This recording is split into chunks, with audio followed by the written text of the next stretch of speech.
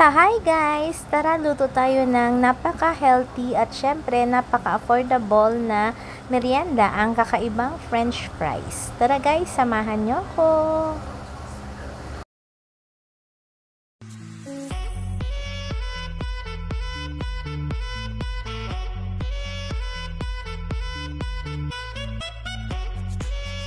Hi guys! Welcome back to my channel. So for today's vlog, medyo haggard ang lola nyo. Hindi ako nga makeup at hindi ako nakaayos kasi today is Independence Day and holiday dito sa Pilipinas. So wala akong pasok. So ngayon nandito yung pinsan ko tsaka yung pamangkin ko. Nandito rin si Beshi, si May. So gagawa tayo ng merienda. Samahan nyo ako guys. Tulungan nyo ako kung magiging okay ba yung merienda ang gagawin ko. Okay?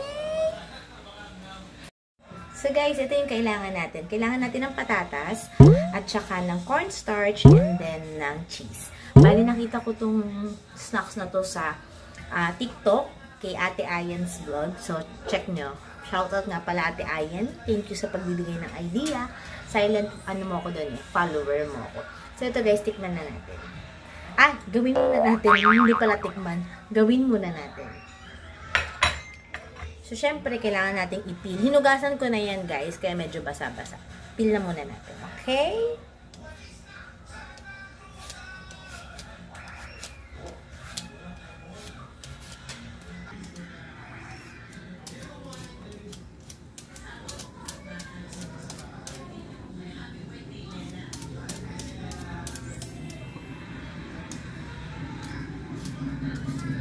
Tapos guys, hiwain na natin siya ng kahit anong shape ang gusto or klaseng hiwa.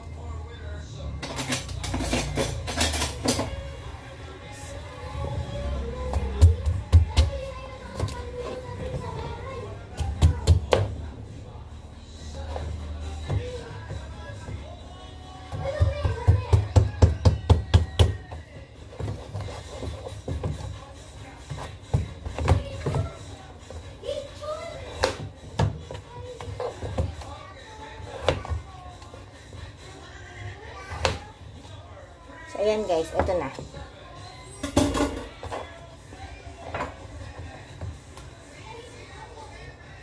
So, ayan guys, papakuluan natin siya dito sa kaserola hanggang sa lumambot ang ating patatas.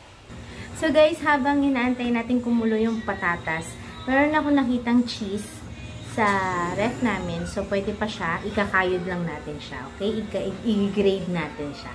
Then, after ito rin nga yung aking natirang cornstarch sa aking ice candy. So, gawin na natin, guys.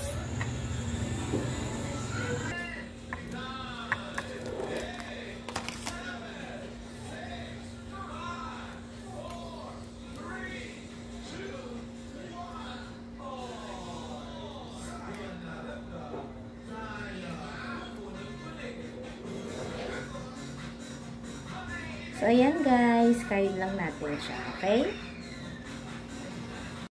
So, ayan guys, pinapakuluan pa natin, hindi pa siya ganun kalambot.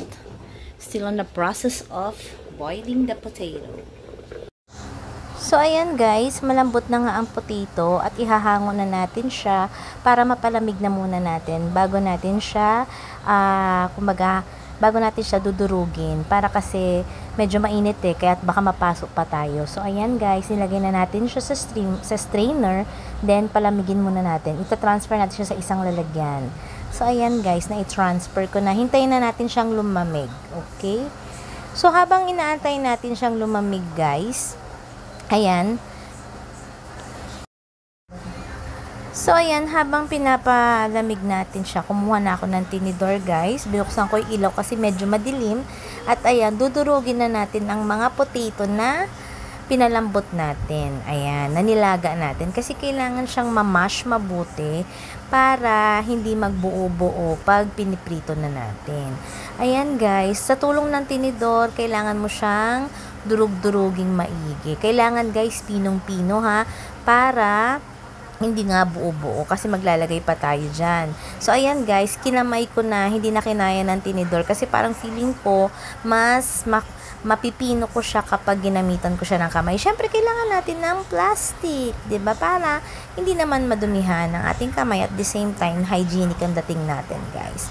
So, ayan, i-mash lang natin ng mabuti para pinong-pino.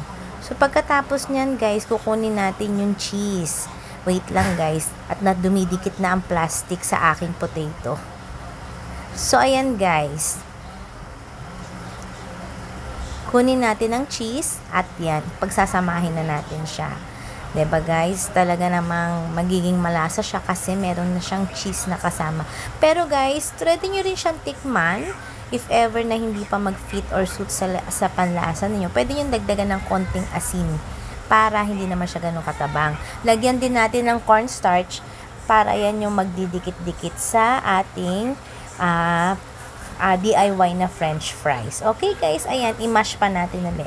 Pagsamasamahin natin guys, at talaga namang kailangan yan. Ayan na guys, pag ito na yung texture niya, pwede na nating simulan ang paghuhulma ng ating DIY na french fries.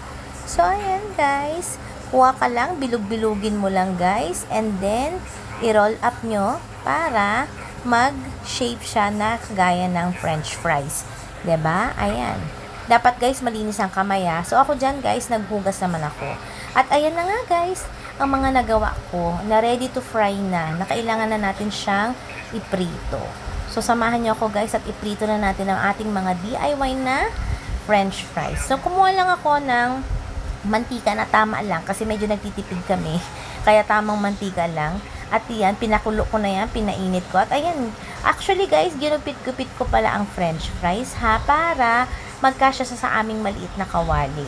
Alam niyo naman ang kawali namin guys, matagal-tagal ng panahon to nagseserbisyo sa amin at hindi ko talaga siya pinapalitan kasi nga matibay. Ayan, tingnan natin guys. Kailangan mag golden brown siya para ready to eat na guys. At yun na nga, 'di ba, golden brown na. Pag ganito na ang kulay guys, pwede nang hanguin ha. At pwede nang i-serve. Pwede kayong gumawa ng sarili yung dipping sauce. Lagyan nyo ng ketchup na may mayo, ketchup or mayo lang. So ako guys, hindi ko na siya ginawa ng dipping sauce kasi okay naman na sa akin to. Kahit naman sa french fries, hindi ako masyadong nagdidip eh. So ayan, guys, ang sarap niya. Promise. Hindi siya kagaya ng ibang french fries. Siyempre, meron na siya kasing ibang mixture. At talaga namang malalasahan mo ang cheese. Actually, habang piniprito ko siya kanina guys, sobrang nalalasahan ko at naaamoy ko pala ang cheese. So ayan guys, ready na tayong kumain. So, abangan niyo pa ulit ako sa mga susunod ko pang vlogs, guys. Dito lamang sa aking YouTube channel. Don't forget to subscribe. Bye!